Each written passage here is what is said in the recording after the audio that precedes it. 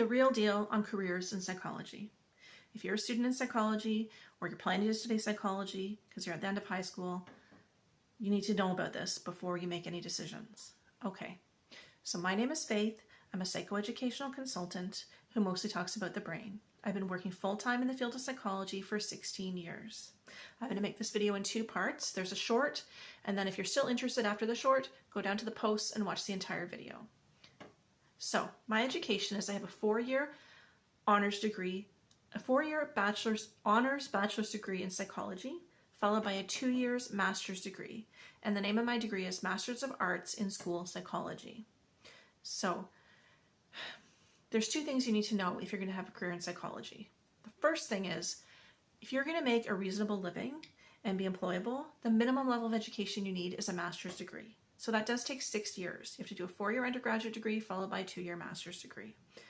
And you also, I would say, need to pick your master's degree very carefully. And I will get into that after because it's too lengthy for the short. The second thing you need to know is that if you want to work in psychology, there's 3 things you can do. The first thing is you can primarily focus on counseling and spend most of your time doing that. It's fine. It's not what I do. The second thing you can do is you can primarily focus on testing and spend a lot of time testing and writing reports, which is what I do. The third thing you can do is you can be a university professor who primarily focuses on research and teaching. The thing you need to know about that is in order to do that, you need a PhD.